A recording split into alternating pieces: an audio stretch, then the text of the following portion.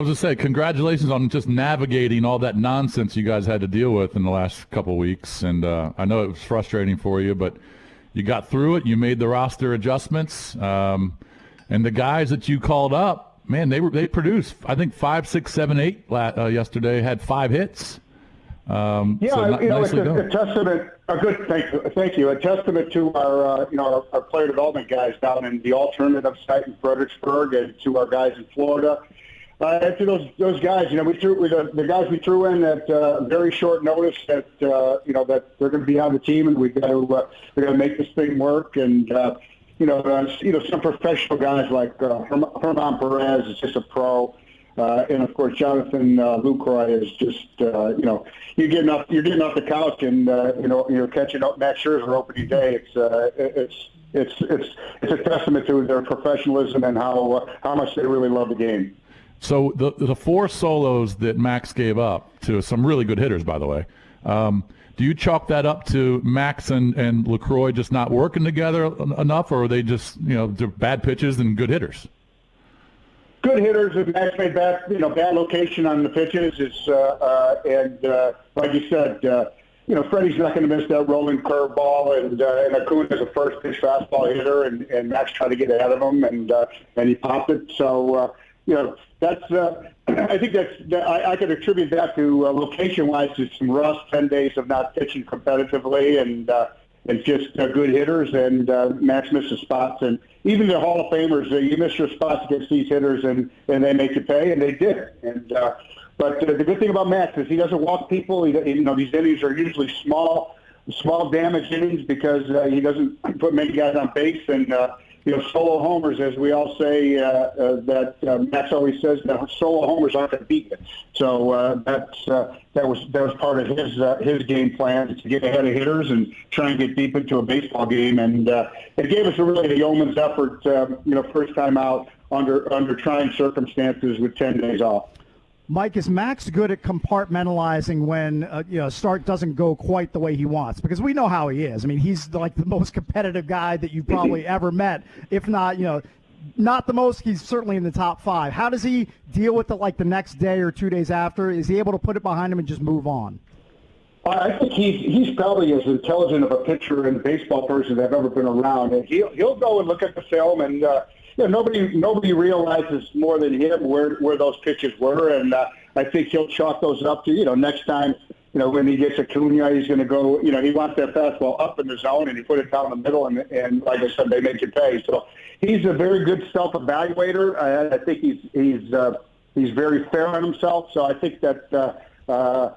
Especially after you get the win, I think he'll look at this as a good stepping stone to get him ready and for his next start, and I think that you're going to see because of the swing and miss stuff he had last night, you're going to see the Max Scherzer of old. So. Kind of the talk of spring training was how Zim just picked up where he left off, right? But it's interesting because he never really takes spring that seriously. I mean, I know he's a professional, so he takes it, but doesn't necessarily love the early months. What do you attribute it to? I mean, obviously he's just a great hitter. I mean, did he do anything different in the offseason over the last year or so? I mean, he got another 2 hits yesterday. Didn't necessarily contribute in a massive way, but it looks like he's going to start off the year, kind of how he was in the spring. He's in a good place. I think that he's in terrific shape. He's a little thinner and leaner. I think that I think he's a year smarter as a hitter and as a player, and how to take care of his body. And you talk about a professional player and a professional hitter. This guy takes it very, very seriously, and I think that we're going to utilize him in the correct manner. He's kind of thrust into a little bit more opportunity and games to be played with Josh Bell out, but I think we're going to utilize him well and put him in the position to succeed. I think that at this stage of his career, he's still a productive player. All right, so Mike, Eric asked me this, and I didn't know the answer. I didn't know how to answer it. So can you clarify the process? So with the guys that you had to put on the injured list due to COVID, what's the process there? Is that a retroactive thing, or do they have to stay on for 10 days? How soon do you think you can get some of those guys back? How's that work? Yeah, the positive, the players who tested positive is 10 days of isolation, and then they have to go through a process of EKGs and doctor's appointments, and there's a board of medical professionals that will deem them ready to go back and play. The players that were contact traced and were quarantined, that 7 to 10 day period, MLB and DC, we get together and put together a plan for each individual player, depending on symptoms and how they feel and that type of thing. And then after 10 days, they will be again, a board of medical professionals will deem them ready to participate again. It is from the day that you were contact traced or the day that you were tested positive, that when the clock starts, if you will. Gotcha. All right, so it doesn't start from yesterday. It started a few days ago. Yes, for a lot of them, for a bulk of them that were contact traced, it started when the first positive result was given. Gotcha. Was that like the 29th? Is that right? Yes, that was.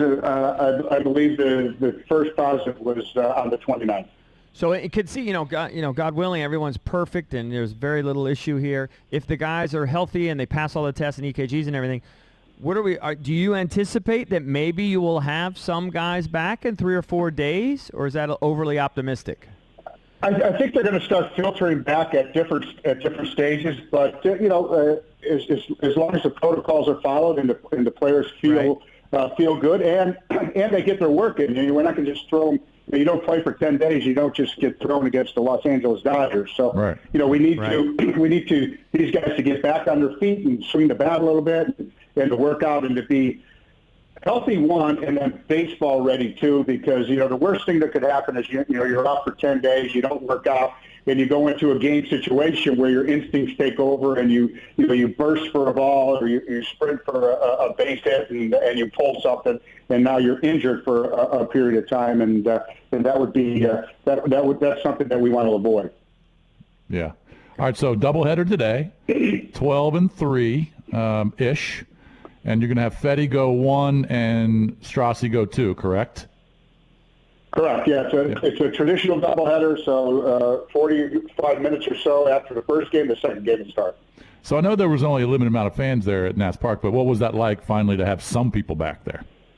It was great. It was 5,000 people, and they were spread out beautifully, and it was a great atmosphere. Obviously a gorgeous day, and it was great to have the fans interacting with the players, and it was it's good to get rid of the canned crowd noises and that type of thing, and have real people in the stands that really, really support and care about the team. Yeah. Is it a given, Mike, that barring any sort of real calamity, that all these games will be made up? Yes, we plan. There's plans on the three Mets games that we'll make up during the season. Yes. Do the guys enjoy doubleheaders, or are they? Obviously they love baseball, but they're professionals. But they got to take care of their bodies. Are they really sort of laborious? And I guess early season, this would be the best time as any to play a couple. Only 7 innings, though. Yeah, true. Yeah, the 7 inning thing has taken a little bit of the labor off of it. But no, there's something that we try to avoid because it's a lot of baseball, and you're going through a lot of pitchers, and you always have a game the next day. So we'd rather not play a doubleheader if we could help it. And with the Mets series, we're working with MLB to set a schedule to make up those games, and thankfully it's only 3 games we'll have to make up during the season because we'll make up the Braves series today. So, Mike, how much protesting was there from you on your end of the phone when they told you had to play a doubleheader in the second day of the season for you? Well, there's not a lot you can do about it. It's something that they don't want these games to go deep into the season, even though Atlanta comes in a couple of more times because things happen during the rest of the season. Rainouts and that's the regular postponements. So MLB wanted to get this makeup game out of the way quickly, and like everything else that happened to us in the next week, it just, our attitude is, let's go. We're going to give you hell. We're going to give whoever we play hell, and let the chips fall where they may. And we feel good about the group of guys that we have, and we feel that we could beat any team at any time. And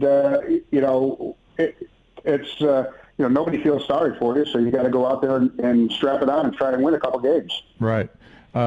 I don't know how much you can give away here at 9:15 in the morning, but and then you're going to have a couple different lineups today. But do you anticipate kind of the same lineup in the first game as yesterday? Will LaCroix go, or will he sit and play the second game? How's it going to work for game one? I'm not sure what Davey's got planned. I do know Freed is going, who's a left-handed pitcher, so we'll probably go with our left-handed lineup in place, which will probably look a lot very similar to last night's left-handed lineup. And then in the next game, in the second game, I believe they're going to start a right-handed pitcher, so you may see a little bit of a switch up there. And I don't think it would be fair to catch LaCroix, both ends of the doubleheader after right. Not working out for a week. And but you never know with these guys. They're fired up and they're excited to play baseball, and everybody wants to play. And Davey has fights with players when he sits them and gives them rest. So we'll see where these guys are at. Well, I know Turner and Robles and Soto are going to be in the lineup for both. I do know that. They ain't sitting those guys. I would imagine so. And by the way, I know it's a kind of a big year for Robles. And nice game yesterday. A couple walks, had a hit, scored a couple runs. Obviously, the winner. I think he's going to have a big year. Hope he does anyway. Oh, I think he's a good player, and I think that he's going to give us what we need out of his position. He's got to stay within himself, and play that great Gold Glove caliber defense and steal a few bases. And he's got enough sneaky power.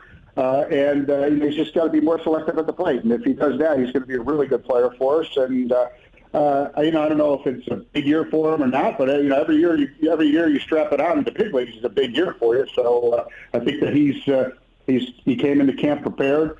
Last year he had that stop and go spring training, which didn't help him or a lot of other people. So I think he's motivated, happy, and ready to go. Mike, thanks as always for the time. Best of luck in the doubleheader today. Let's keep the Braves winless on the season. Thank you, buddy. Thanks, Appreciate guys. it. Appreciate it. All Bye. right, pal.